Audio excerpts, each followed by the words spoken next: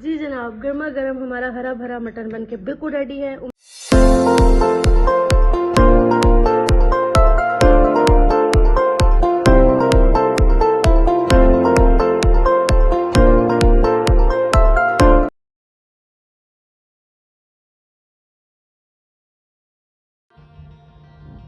अस्सलाम वालेकुम फ्रेंड्स, कैसे हैं आप सब लोग। Welcome to my channel Sidra's kitchen. उम्मीद करती हूँ सब ठीक ठाक होंगे।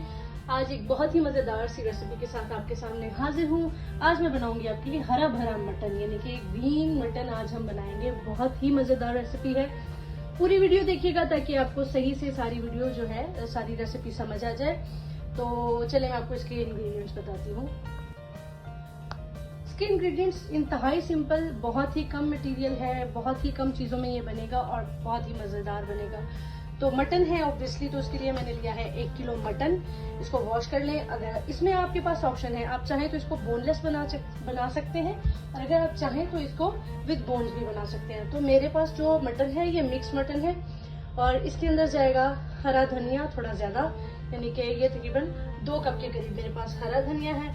पुदीना जाएगा इसमें, पुदीना है तकरीबन ½ कप के करीब, और जाएगा इसमें योगर्ट, ये है 1 कप। लहसुन अदरक का पेस्ट 3 खाने के चम्मच हैं ये बड़े वाले, क्योंकि मटन है तो मैं इसमें थोड़ा सा लहसुन अदरक का जो पेस्ट है वो थोड़ा ज़्यादा डालती हूँ।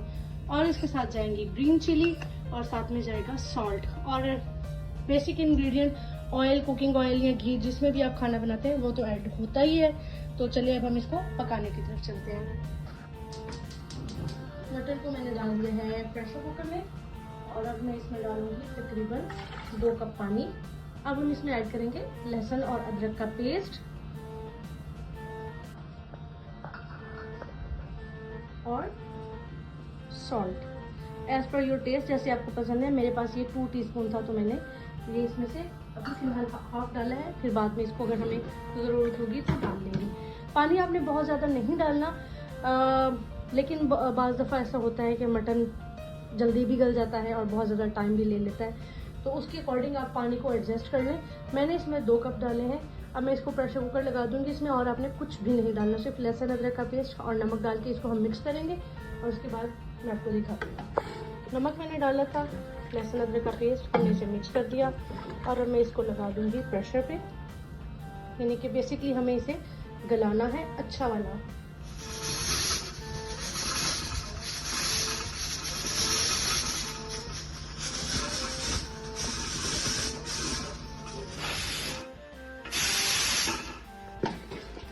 तकरीबन 15 मिनट इसको लो फ्लेम पे विसल आने के बाद मैंने इसको पकाया है, और ये बहुत अच्छे से टेंडर हो चुका है, बहुत अच्छे से। ठीक है, अब हम इसे साइड पे करेंगे।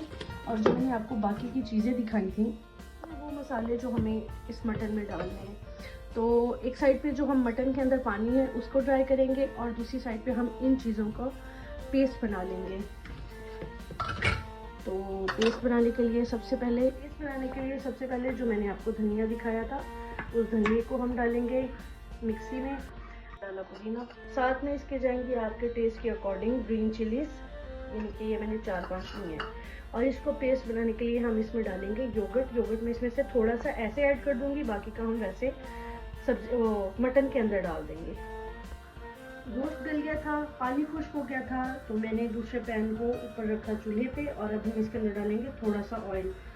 और चूंकि हमारे गोश्त की भी चर्बी काफ़ी पिघली है, तो उसमें भी अच्छा खासा ऑयल है, तो ऑयल मैंने थोड़ा सा कम डाला है। साथ में ये चीज़ मैंने आपको नहीं बताई थी, वो है लहसुन। आप चाहें तो इसको चॉप कर सकते हैं, चाहें तो इस तरह से साबुत भी इसको डाल सकते हैं। इसको डालेंगे,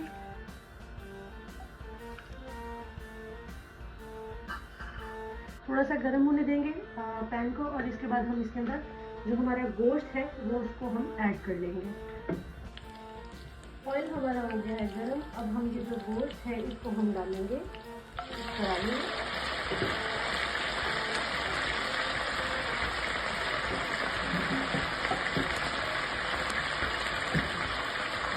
फ्लेम को हम हाई ही रखेंगे, क्योंकि गोश्त ऑलरेडी काफ़ी गला हुआ है, तो हमें इसे गोल्डन करना है, तो उसके लिए हमें आँच कम करने की ज़रूरत नहीं है। तो हमें गोल्डन करना है। ये देखिए जैसे इसके ऊपर कलर आ रहा है, तो हमें सारे गोश्त को अच्छे से गोल्डन करना है ताकि ये मज़ीद जो प्रोसेस है उसके लिए रेडी हो जाए।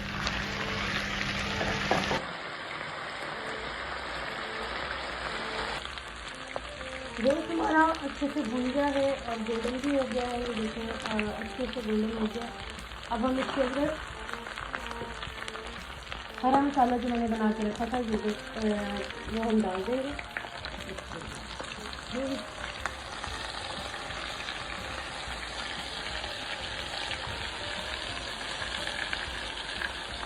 और अब हम इसको तेज़ आंच पे थोड़ी देर पकाएंगे।